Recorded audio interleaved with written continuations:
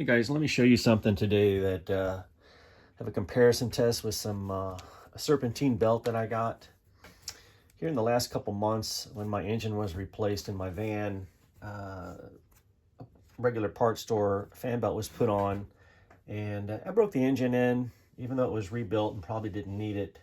But you know, when you get on it, you've got a high performance engine, and it'll rock the cradle when you step on the throttle. And the first time this happened, I wasn't sure what happened. So I have these ribs, of course, in the serpentine belt. I had a complete rib that came apart and fell on the top of the street. And I didn't notice it at the time, but the belt came off and was shredded on the ends and frayed. So I went back down to Napa and I got a replacement belt. And 2 weeks later, the same thing happened again. And I had some alignment issues. I had put a new alternator on from Tough Stuff. This is not a Tough Stuff commercial, but my alternator, my AC, my power steering, a pump, everything, brake booster, all came from Tough Stuff, and it's performed well. But this weak link in the chain is the belt. So for the Labor Day car show, I went down to get another belt, and this was on a Saturday. And then I knew that Napa had already closed, so I went online and got another belt from Amazon. And this is their best seller. These belts are the KO 060640. It's the most popular belt when you go on Amazon. But check out these two belts.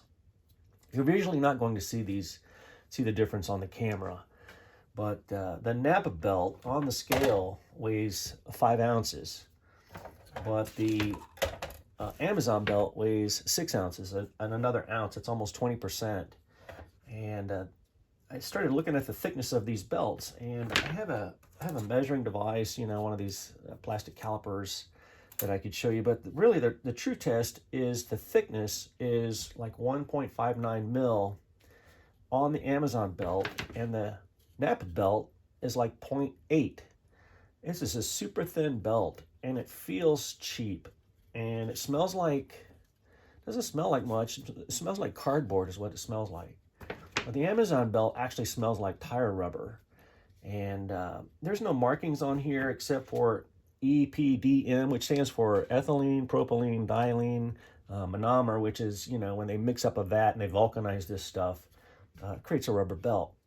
They also use this for hoses, high temp hoses that are impervious to steam, oxidation.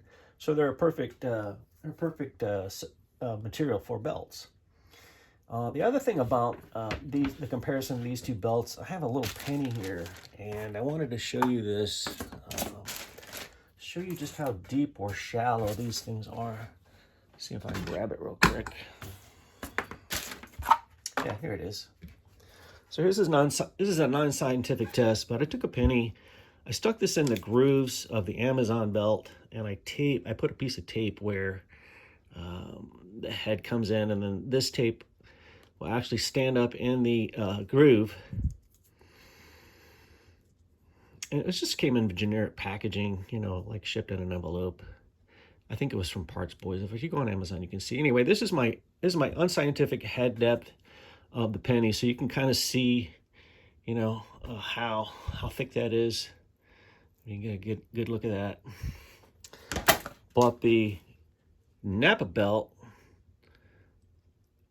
if I press this in as hard as I can, I know that the lighting's not that great. I get half of the depth of this penny. So the grooves are half, and the thickness is substantial enough to tell you that my belt throwing is because there's hardly any groove on these Napa belts. Like I said, this is 1 ounce more, and the grooves are twice as thick. When you compare the grooves, you might be able to see the depth and the beefiness of these grooves. So that when you're on a serpentine belt system, they're going to dig deep and stay in there. But the thing that got me was the separation. Like, you can see the groove lines in the back of the belt, and this is weak, and this is substantial and beefy. This is a Napa branded belt, probably made in China. This is the Power Series Micro V belt. And this belt was $34 for one. You get a pair of these on Amazon. This is a bigger belt, better belt.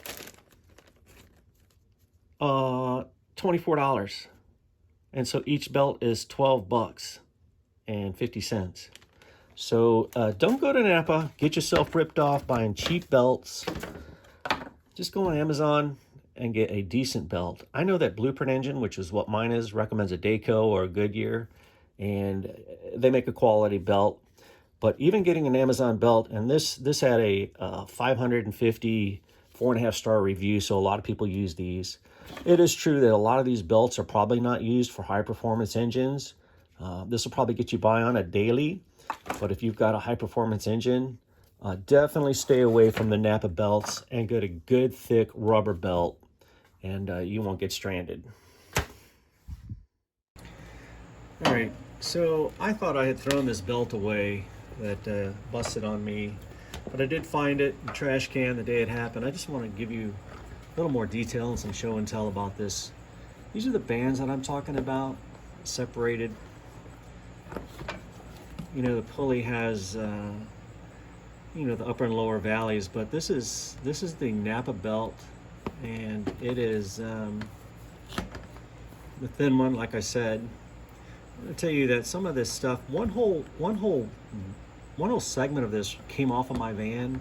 I found it laying in the road, and then it failed rubbing up against the air compressor. Like I said, I had some alignment issues, so you can see some fraying in here, but I had this cord wrapped around my air conditioner compressor, and that's what made me, you know, really upset, was because these cheap belts, once they come apart, they'll destroy other components in your engine, let alone cutting off the water supply on a serpentine belt system. But here's the string. Here's the kite string that Napa uses for their belts. And if you want a cheaply made belt, and the rubber may be galvanized but not as good, I don't know what the tensile strength is before this breaks. Maybe somebody could buy a set of belts, some Goodyear, some Daycos, the Amazon, and give it some testing. But I will never buy, in fact, I'll never buy another Napa product. I'm going to tell you why. I had a hose that went bad, and it was probably due to age. This hose was probably on my original engine. This is a Blueprint engine, a couple years old. And this particular hose doesn't really belong on my van, but it's been useful for 4 years. But then I noticed when I was crawling under it to look at the belt, look at the pulley alignment, that about the water pump, this was pinched. So my engine was only getting maybe 20 or 15% of the water, but it was still, you know, clocking in at 190 degrees. So I went onto the Napa website before I stopped down there, and this Dayco hose, the E70 469, it'll be a photo of this, 31 bucks. And then I went over to the Advanced Auto Parts website, get the very same hose, the very same brand, for $13. So I don't know what's going on with Napa, but I'm not setting foot in that store ever again unless I absolutely have to. Their products are overpriced and they're junk. So I just want to put out a warning and let you know that this parts company has all the signs of going out of business to me. When you have to charge 3 times the money of what your local auto parts store does, something's wrong. We have an Advance, we have AutoZone, we have Napa. We do not have an O'Reilly's, but their parts seem to be overpriced and made of poor quality. So that's all I got to say about that. Too bad. Napa used to be a great company. Their slogan is Napa Know-How, but obviously they know nothing.